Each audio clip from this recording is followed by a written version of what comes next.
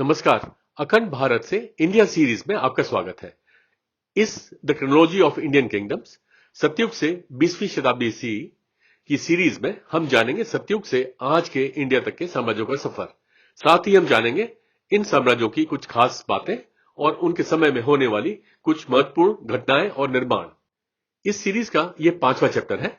इसमें हम त्रेता युग के 8102 बीसी से 5102 बीसी के साम्राज्यों के विषय में जानेंगे।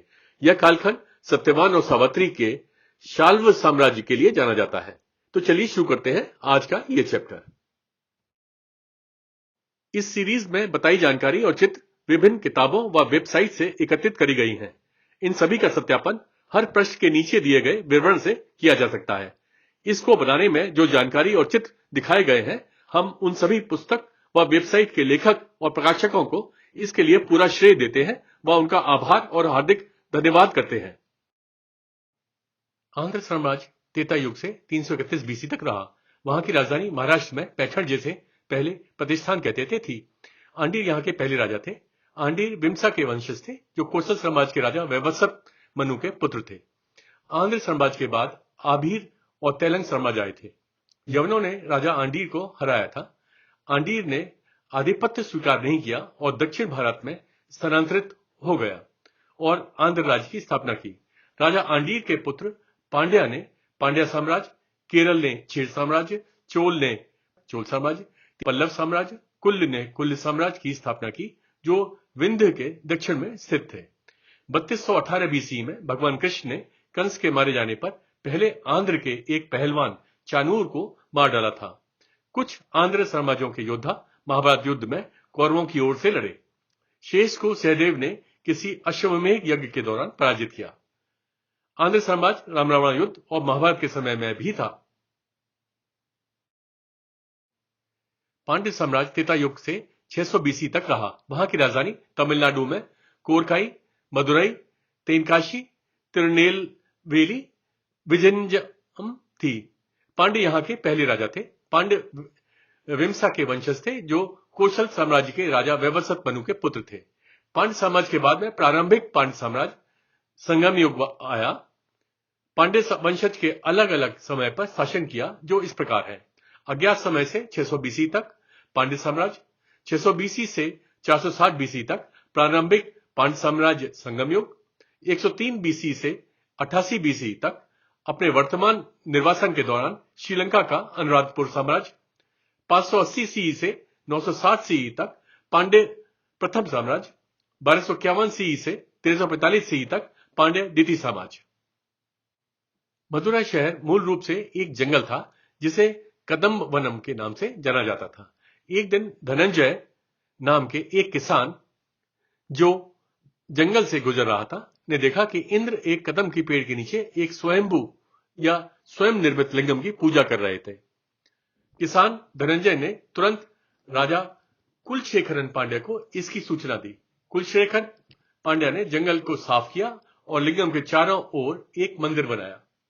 मंदिर के केंद्र के रूप में जल्द ही एक शहर की योजना बनाई गई। जिस दिन शहर का नाम रखा जाना था, कि भगवान शिव प्रकट हुए और उनके बालों से अमृत की बूंदें शहर पर गिरी। इसलिए इस जगह का नाम मदुरै या मथुरम रखा गया, जिसका अर्थ तमिल में मिठास है। कहा जाता है कि राजा कुलशेखर सांड के समान बलवान थे और उनकी मृत्यु भगवान श्री कृष्ण के हाथों हुई थी।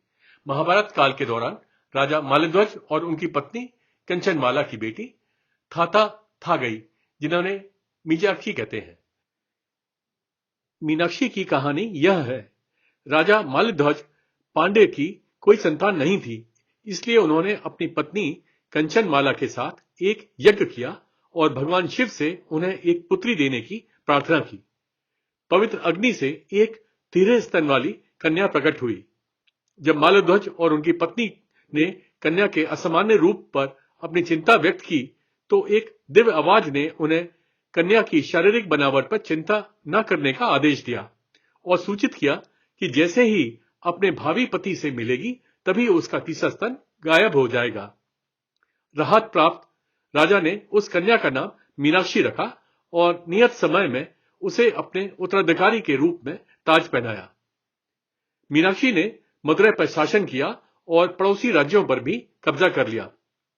उसने भगवान इंद्र के निवास इंद्रलोक पर भी कब्जा कर लिया और भगवान शिव के निवास कैलाश पर्वत पर भी कब्जा करने के रास्ते में थी। तभी भगवान शिव उसके सामने प्रकट हुए। भगवान शिव को देखते ही मीनाक्षी का तीसरा स्तन गायब हो गया। मीनाक्षी जान गई कि वह उसे मिल चुकी है जो उसका पति होगा।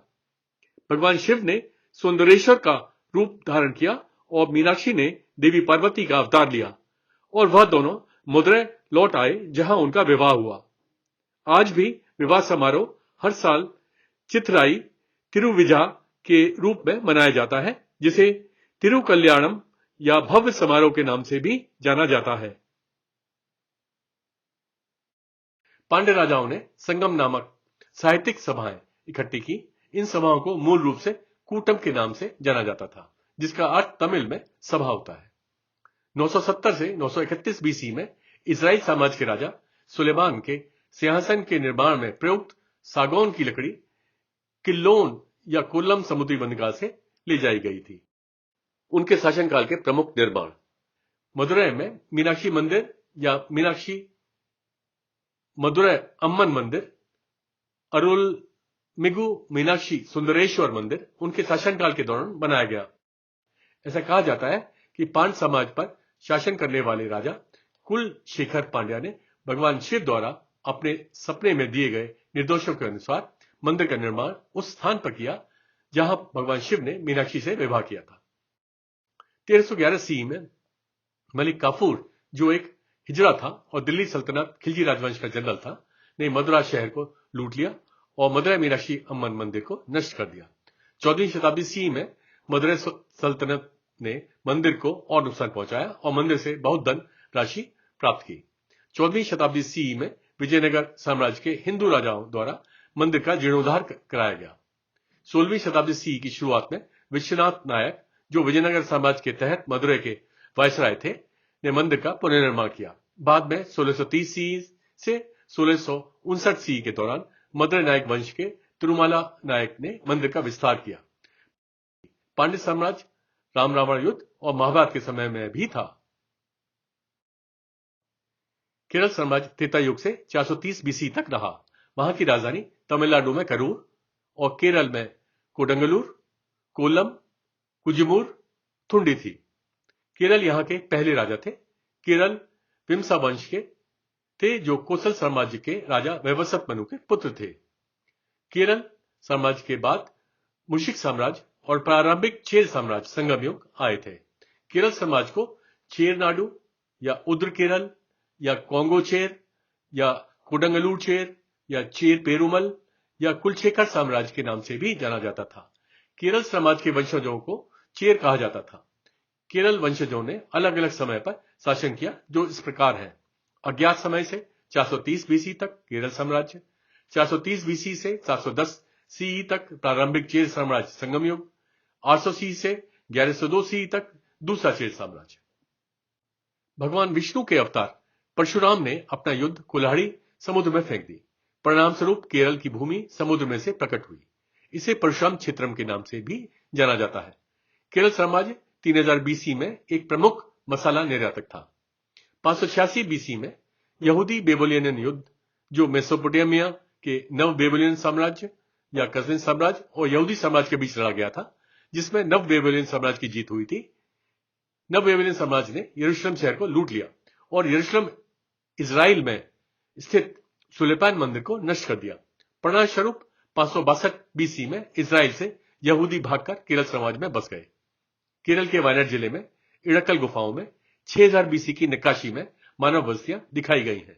केरल समाज राम रावण युद्ध और महाभारत के समय में भी था। चोल साम्राज्य त्रेता युग से 3020 बीसी तक रहा। वहां की राजधानी पता नहीं है। चोल यहां के पहले राजा थे। चोल विम्स के वंशज थे, जो कोसल साम्राज्य के राजा वैवस्वत मनु के पुत्र थे। चोल साम्राज्य के बाद प्राग ऐतिहासिक चोल साम्राज्य आया था। उन्हें चोल देश भी कहा जाता था। चोल साम्राज्य दक्षिण भारत के कोरोमंडल तट से लेकर पेन्नार नदी तक फैला हुआ था। चोल राजवंश भारतीय इतिहासों में सबसे लंबे समय तक शासन करने वाला राजवंशों में से एक था। उन्होंने इस प्रकार नाम से शासन किया। अज्ञात समय से 3020 बीसी तक चोल साम्राज्य, 3020 बीसी से 300 बीसी तक प्राग ऐतिहासिक चोल साम्राज्य, 300 बीसी से 300 सी तक प्रारंभिक चोल साम्राज्य संगम युग, 848 सी से 1279 सी तक मध्यकालीन चोल साम्राज्य। चोल साम्राज्य रामायण युद्ध और महाभारत के समय में भी था। निषाद साम्राज्य त्रेता युग में रहा। वहां की राजधानी उत्तर प्रदेश में श्रृंगवेरपुर और मध्य प्रदेश में नलपुर, जिसे पहले नरवर कहते थे, थी। वेन यहां के पहले राजा थे। वेन महाविष्णु के वंशज थे, जिनके पिता कश्यप ब्रह्मपुत्र मरीचि के पुत्र थे। श्रृंगवेरपुर का नाम ऋषि श्रृंगी के नाम से रखा गया था। निषादों का मुख्य पेशा मछली पकड़ना और शिकार करना था। नल और दमयंती की कहानी इस प्रकार है। निषाद राजा वीरसेन का नल नाम का एक पुत्र था। वह बड़ा हुआ और जवान हो गया। भीम विदर्भ साम्राज्य के राजा थे और उनकी राजधानी कुंडिनापुरी थी। उनकी दमयंती नाम की एक बेटी थी। एक बार एक हंस नल के महल से दमयंती के महल में चला गया और नल की प्रशंसा करने लगा। नल भी दमयंती की सुंदरता के बारे में जानता था और दोनों को प्यार हो गया। राजा ने दमयंती के स्वयंवर का आयोजन किया। दमयंती से शादी करने के लिए नल ने कुंदिनापुरी शहर के लिए शुरुआत की। नारद से दमयंती की सुंदरता के बारे में सुनकर इंद्र, अग्नि, वरुण और यम जैसे देवों ने भी स्वयंवर में भाग लेने का प्रण किया। रास्ते में उनकी मुलाकात नल से हुई। वे जानते थे कि दमयंती नल से प्रेम करती है। उन्होंने नल से दमयंती के लिए अपना संदेश देने के लिए कहा, जिसमें उल्लेख किया गया था कि दमयंती को 4 देवताओं में से एक को अपने पति के रूप में स्वीकार करना चाहिए। देवताओं द्वारा दिए गए अदृश्यता के वरदान से नल ने दमयंती के कक्ष में प्रवेश किया और दमयंती को संदेश दिया, लेकिन दमयंती इसके लिए राजी नहीं हुई। देवताओं ने भी विवाह कक्ष में प्रवेश किया और 4 नल के आकार में अपना आसन ग्रहण किया। दमयंती ने हाथों में वरमाला लेकर भवन में प्रवेश किया। उसने असली नल सहित 5 नल देखे और देवताओं से प्रार्थना की कि वह उसे असली नल, अपना प्रेमी, दिखाएं। तो देवताओं ने अपना वास्तविक रूप धारण कर लिया और दमयंती ने असली नल के गले में माला डाल दी और उसे अपने पति के रूप में स्वीकार कर लिया। एकलव्य की कहानी इस प्रकार है। निषाद राजा हिरण्याधनुष का एकलव्य नाम का एक पुत्र था। द्रोणाचार्य पांडव और कौरवों के गुरु थे। एकलव्य एक बार धनुर्विद्या सीखने के लिए द्रोणाचार्य के पास गया। द्रोणाचार्य ने उन्हें शिष्य के रूप में स्वीकार करने से इनकार कर दिया, क्योंकि वह एक शूद्र थे। निडर होकर वे वनों में गए, मिट्टी में गुरुद्वारा की प्रतिकृति बनाई और उसके सामने खड़े होकर धनुर्विद्या का अभ्यास करने लगे। जल्द ही वह एक अतुलनीय धनुर्धर बन गया। कुछ समय बाद पांडव शिकार के लिए जंगल में चले गए। भटक रहे शिकारी कुत्तों में से एक ने एकलव्य को देखा और भौंकने लगा। एकलव्य ने उसके मुंह पर 7 बाण भेज दिए, जिससे उस कुत्ते का मुंह खुला रह गया। जब कुत्ता अर्जुन के पास लौटा तो वह धनुर्धर के कौशल से भौचक्के रह गए और जब उसे पता चला कि धनुर्धर द्रोणाचार्य का एक अज्ञात शिष्य था, तो उनकी निराशा भी की कोई सीमा नहीं रही। क्योंकि द्रोणाचार्य ने एक बार घोषणा की थी कि अर्जुन उनके शिष्यों में सर्वश्रेष्ठ और सर्वोच्च है। इसलिए अर्जुन ने द्रोणाचार्य से एकलव्य के बारे में शिकायत की। द्रोणाचार्य ने एकलव्य को अपने पास बुलाया और उसे अपने दाहिने हाथ के अंगूठे के रूप में गुरु दक्षिणा देने के लिए कहा। एकलव्य ने बिना किसी हिचकिचाहट के अपना अंगूठा द्रोणाचार्य को दे दिया। उस दिन के बाद से उसका कौशल फीका पड़ गया और वह अर्जुन से कमजोर हो गया। एकलव्य ने एक बार द्वारका पर हमला किया और युद्ध में भगवान कृष्ण ने उसे मार डाला। गुरुग्राम के खानसा में 1721 सी में निर्मित एकलव्य मंदिर को वह स्थान माना जाता है जहां एकलव्य के अंगूठे को दफनाया गया था। निषाद साम्राज्य रामायण युद्ध और महाभारत के समय में भी था। काम्बोज साम्राज्य त्रेता युग से 5वीं शताब्दी बीसी तक रहा। वहां की राजधानी अफगानिस्तान में कपीसा, जिसे पहले बगराम कहते थे, और जम्मू और कश्मीर में राजौरी, जिसे पहले राजापुरा या राजापुरम कहते थे, थी। काम्बोज यहां के पहले राजा थे। काम्बोज गांधार साम्राज्य के राजा यदुवंशी गांधार के वंशज थे। काम्बोज साम्राज्य से पहले कश्मीर साम्राज्य आया था।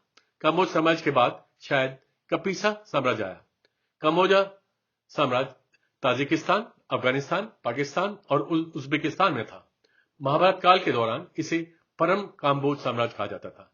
कुरुक्षेत्र युद्ध में काम्बोज सैनिकों ने पांडवों और कौरवों के दोनों पक्षों में भाग लिया। ऋषि वशिष्ठ और ऋषि विश्वामित्र में कामधेनु गाय पर युद्ध में काम्बोजों ने ऋषि वशिष्ठ का पक्ष लिया। काम्बोज साम्राज्य रामायण युद्ध और महाभारत के समय में भी था। काम्बोज साम्राज्य 6वीं शताब्दी बीसी का एक महाजनपद था। विदर्भ साम्राज्य त्रेता युग में रहा। वहां की राजधानी महाराष्ट्र में कौंडिन्यपुर, जिसे कुंडनपुरी या भोजकट या भोजकतापुर कहते थे, थी। विदर्भ यहाँ के पहले राजा थे। विदर्भ क्रोष्टु समाज के राजा यदुवंशी क्रोष्टु वंश के वंशज थे। विदर्भ की राजकुमारी इंदुमती का विवाह कोसल समाज के राजा रघु से हुआ था। विदर्भ की राजकुमारी दमयंती का विवाह निषाद साम्राज्य के राजा नल से हुआ था। राजा भीष्मक की बेटी और विदर्भ की राजकुमारी रुक्मिणी ने भगवान कृष्ण के वीर कर्मों के बारे में सुना था। वह उनसे प्यार करने लगी और भगवान कृष्ण से शादी करना चाहती थी। लेकिन उसका भाई राजकुमार रुक्मी चाहता था कि वह अपने दोस्त चेदी साम्राज्य के राजा शिशुपाल से शादी करे। रुक्मिणी बाद में भगवान कृष्ण के साथ भाग गई और उससे शादी कर ली। महाभारत युद्ध के दौरान राजा रुक्मी तटस्थ रहे और किसी के लिए युद्ध नहीं किया। विदर्भ समाज राम रावण युद्ध और महाभारत के समय में भी था। शाल्व साम्राज्य त्रेता युग में रहा। वहां की राजधानी मर्तिकावती और सौप थी, जिनकी पहचान अभी नहीं हुई है। शाल्व यहाँ के पहले राजा थे।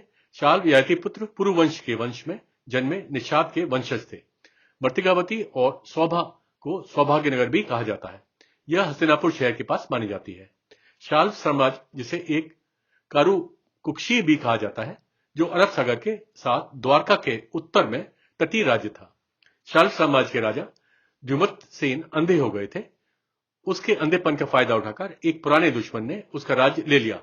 वह अपनी पत्नी के साथ सत्यवान नाम के एक बच्चे को लेकर जंगल में चले गए। सत्यवान और सावित्री की कहानी इस प्रकार है। मध्य समाज के राजा अश्वपति की सावित्री नाम की एक बेटी थी। विवाह योग्य उम्र में पहुंचने पर सावित्री ने अपने पिता से कहा कि वह खुद एक पति ढूंढ लेगी। एक राजकुमार की तलाश में वह पूरे देश में घूमती रही। एक दिन वह एक जंगल में पहुंची जहां सत्यवान अपने माता पिता के साथ रह रहा था। सावित्री को सत्यवान से प्रेम हो गया। उसी समय नारद ने सावित्री के पिता को बताया कि सत्यवान को एक श्राप मिला है और उसकी मृत्यु 1 वर्ष के समय में हो जाएगी। पिता के बहुत समझाने पर भी सावित्री सत्यवान से शादी करने के लिए अपने दृढ़ संकल्प पर अडिग रही। राजा अंत में भारी मन से राजी हो गया। सावित्री ने सत्यवान से विवाह किया और वन में रहने चली गई। पूरे 1 साल तक वे खुशी खुशी रहे। वर्ष के अंतिम दिन जब सत्यवान लकड़ियां लेने वन में जा रहा था तो सावित्री भी उनके साथ चली गई। लकड़ी तोड़ते समय सत्यवान अचानक कमजोर हो जाते हैं और सावित्री की गोद में अपना सिर रख देते हैं। मृत्यु के देवता यम सत्यवान की आत्मा को लेने आते हैं। जब यम जाने ही वाले थे तभी सावित्री उनके पीछे दौड़ी और यम से अपने आप को साथ ले जाने का या सत्यवान का जीवन वापस देने की याचना की। सावित्री की भक्ति और धर्म से प्रभावित होकर यम ने उसे सत्यवान के जीवन को छोड़कर कोई भी वरदान मांगने को कहा। सावित्री पहले अपने ससुर के लिए दृष्टि और राज्य की बहाली मांगती है, फिर अपने पिता के लिए 100 बच्चे और फिर अपने सत्यवान के लिए 100 बच्चे मांगती है। अंतिम इच्छा यम के लिए एक दुविधा पैदा करती है, क्योंकि यह परोक्ष रूप से सत्यवान के जीवन को प्रदान करेगी। हालांकि सावित्री के समर्पण और पवित्रता के प्रभावित होकर वह उसे कोई भी वरदान सत्यवान के जीवन को छोड़कर चुनने के लिए एक बार और समय देते हैं। सावित्री तुरंत सत्यवान से जीवन में लौटने के लिए कहती है। यम सत्यवान को जीवन प्रदान कर देते हैं। शाल्व समाज राम रावण युद्ध और महाभारत के समय में भी था। उशिनार साम्राज्य त्रेता युग में रहा। वहां की राजधानी पता नहीं है। उशिनार यहाँ के पहले राजा थे। उशिनार के पिता महामनस थे, जो ययाति पुत्र अनु के वंशज तुषार के पुत्र थे। उशिनार साम्राज्य से पहले अर्णव साम्राज्य आया था। उशिनार साम्राज्य के बाद शिबी साम्राज्य आया था। उशिनार एक प्राचीन जनजाति है जिसे ऋग्वैदिक काल से जाना जाता है। वे मध्य के दक्षिण पूर्व में कनखल से आए थे। उशिनार साम्राज्य महाभारत के समय में भी था। शिबी साम्राज्य त्रेता युग में रहा। वहां की राजधानी पाकिस्तान में शाहबाजगढ़ी, जिससे पहले अरीथापुर या अरिष्टपुर और द्वारावती कहते थे, थी। शिबी यहाँ के पहले राजा थे। शिबी के पिता उशिनार साम्राज्य के राजा उशिनार के पुत्र थे। शिबी साम्राज्य से पहले उशिनार साम्राज्य आया था। शिबी साम्राज्य के बाद सिंधु साम्राज्य आया था। शिबी या सिबी साम्राज्य काबुल और सिंधु नदी के बीच पाकिस्तान के स्वात जिले में ओडियान के दक्षिण में था। शिबी की सच्चाई और करुणा के बारे में किंवदंती इस प्रकार है। एक बार एक बाज अपने भोजन के लिए एक कबूतर का पीछा कर रहा था। कबूतर अपने को बचाने के लिए राजा शिबी के पास आकर मदद मांगता है। राजा उसे मदद का वचन देते हैं। बाज राजा से विकल्प में भोजन मांगता है और राजा शिबी बाज को विकल्प में अपनी जांग का मांस दे देते हैं। शिबी के 4 पुत्र हुए, वृषरभ, मद्रक, केकय, सुवीर उन सभी ने अपने नए राज्यों की स्थापना करी। शिवी साम्राज्य महाभारत के समय में भी था। कुंती साम्राज्य त्रेता युग में रहा। वहां की राजधानी शायद मध्य प्रदेश में गोपालगीर थी। कुंती यहां के पहले राजा थे। कुंती है के पुत्र थे, जिनके पिता सहस्त्रजीत ययाति पुत्र यदु के पुत्र थे। कुंती साम्राज्य अवंती साम्राज्य के उत्तर में स्थित था। कुंती साम्राज्य के प्रमुख राजाओं में से एक कुंती भोज थे, जिन्हें पुरजीत के नाम से भी जाना जाता था। उन्होंने भगवान श्री कृष्ण के दादा शूरसेन साम्राज्य के राजा शूरसेन की बेटी प्रथा को गोद लिया था। यही प्रथा बाद में कुंती के नाम से जानी जाने लगी। कुंती का विवाह पांडु से हुआ था, जो पांडव नामक 5 पुत्रों के पिता थे। कुंती साम्राज्य महाभारत के समय में भी था। अवंती साम्राज्य त्रेता युग से 799 बीसी तक रहा। वहां की राजधानी मध्य प्रदेश में उज्जैन, जिसे उज्जैनी या अवंतिका के नाम से भी जाना जाता था, थी। अवंती यहां के पहले राजा थे। अवंती के पिता कुंती साम्राज्य के राजा कुंती थे, जो यदुवंशी है के पुत्र थे। अवंती साम्राज्य से पहले वत्स साम्राज्य आया था। अवंती साम्राज्य के बाद मगध साम्राज्य, प्रद्योत राजवंश, मालवा साम्राज्य, विक्रमादित्य साम्राज्य, मालव साम्राज्य आए थे। अवंती साम्राज्य को मालवा साम्राज्य भी कहा जाता था। वह मध्य प्रदेश के निमाड़ क्षेत्र के मालवा में स्थित था। महाभारत में कौरव की ओर से यहां के राजा विंद और अनुविंद ने भाग लिया था। यहां के अंतिम वितिहोत्र शासक रिपुंजय को उनकी अमात्य पुलक ने सिंहासन से हटाकर अपने पुत्र प्रद्योत को सिंहासन पर बिठाया। उज्जैन में सांदीपनी आश्रम गुरु सांदीपनी का आश्रम है, जहां भगवान कृष्ण और सुदामा ने अपनी शिक्षा प्राप्त की। अवंती साम्राज्य राम युद्ध और महाभारत के समय में भी था। अवंती साम्राज्य 6वीं शताब्दी बीसी का एक महाजनपद था। सिंधु साम्राज्य त्रेता युग में रहा। वहां की राजधानी पाकिस्तान में मीथनकोट, जिसे पहले रशधरपुरा और तुलसी अनीस कहते थे, थी। वृषदभ यहां के पहले राजा थे। वृषदभ के पिता शिबी साम्राज्य के राजा थे। सिंधु साम्राज्य से पहले शिबी साम्राज्य और सौवीर साम्राज्य आया था। सिंधु साम्राज्य प्राचीन भारत में सिंधु नदी, जिसे अब इंडस कहा जाता है, के किनारे पाकिस्तान में फैला हुआ था। महाभारत के दौरान जयद्रथ सिंधु साम्राज्य के राजा थे। उनकी पत्नी दुशाला धतराज की पुत्री थी। सिंधु साम्राज्य राम रावण युद्ध और महाभारत के समय में भी था। मद्र साम्राज्य त्रेता युग से 3450 बीसी तक रहा। वहां की राजधानी पाकिस्तान में सियालकोट, जिसे पहले साकला और सागल कहते थे, थी। मद्रक यहां के पहले राजा थे। मद्रक के पिता शिबी साम्राज्य के राजा थे। मद्र साम्राज्य के बाद जम्मू साम्राज्य आया था। माना जाता है कि मद्र साम्राज्य की सीमाएं पूर्वोत्तर ईरान में हिंदुकुश से पंजाब और हरियाणा प्रांत तक है। मद्र साम्राज्य के राजा अश्वपति और उनकी पत्नी मालती की सावित्री नाम की एक बेटी थी, जिसका विवाह शाल्व साम्राज्य के राजकुमार सत्यवान से हुआ था। सत्यवान के पिता राजा द्युमत्सेन थे, जो अंधे थे। महाभारत काल में मद्र साम्राज्य के राजा शल्य थे। उनकी बहन माद्री का विवाह पांडु से हुआ था। मद्र साम्राज्य राम युद्ध और महाभारत के समय में भी था। केकय साम्राज्य त्रेता युग में रहा। वहां की राजधानी पाकिस्तान में टोबा टेक सिंह थी। केकय यहां के पहले राजा थे। केकय के पिता शिबी साम्राज्य के राजा थे। केकय साम्राज्य पाकिस्तान के उत्तर पश्चिम पंजाब में गांधार और ब्यास नदियों के बीच स्थित था। रामायण काल के दौरान अश्वपति केकय के राजा थे। उनकी बहन केकई का विवाह कुशल साम्राज्य के राजा दशरथ से हुआ था। उनके पुत्र भरत भगवान राम के भाई थे। केकई साम्राज्य राम युद्ध और महाभारत के समय में भी था। सौवीर साम्राज्य त्रेता युग से लगभग 500 बीसी तक रहा। वहां की राजधानी पाकिस्तान में रोहड़ी, जिसे पहले अलोर और रोरुक कहते थे, थी। सौवीर यहां के पहले राजा थे। सौवीर साम्राज्य के बाद सिंधु साम्राज्य और सिंध का रोर राजवंश आए थे। सौवीर साम्राज्य द्वारका और आनर्त साम्राज्य के करीब स्थित था। महाभारत के दौरान जयद्रथ सौवीर साम्राज्य के राजा थे। राजा रुद्रायण ने शासनकाल के कुछ समय बाद उनके पुत्र शिखंडी के समय में रोरुक एक बड़े रेतीले तूफान में नष्ट हो गया था। यह घटना बौद्ध या भल्लतीय जातक और जैन उदयन की कहानी और विताभ्य के शहर दोनों में दर्ज है। सौवीर साम्राज्य राम युद्ध और महाभारत के समय में भी था। वंग साम्राज्य त्रेता युग में रहा। वहां की राजधानी बांग्लादेश में बड़ा बाजार, जिसे पहले गंगे कहते थे, थी। वंग यहां के पहले राजा थे। वंग के पिता बलि अनु के वंशज तितुक्षु के पुत्र थे। वंश साम्राज्य से पहले यक्ष समाज और आणव साम्राज्य आया था। वंश साम्राज्य के बाद श्रीलंका में तंबापन्नी साम्राज्य आया था। वंश साम्राज्य बांग्लादेश और बंगाल में स्थित था। 543 बीसी में वंश साम्राज्य के राजा सिंहबाहु के पुत्र राजकुमार विजय ने बंगाल की खाड़ी को पार कर श्रीलंका पहुंचे और वहां के मूल निवासी यक्ष को विस्थापित कर वहां तंबापानी साम्राज्य की स्थापना करी। प्राचीन भारतीय अभिलेख वंग को नाविकों के केंद्र के रूप में संदर्भित करते हैं। वंग साम्राज्य रामरामा युद्ध और महाभारत के समय में भी था। इसके साथ ही इस सीरीज का ये चैप्टर समाप्त होता है। मिलते हैं एक नए चैप्टर में। तब तक के लिए नमस्कार, जय हिंद।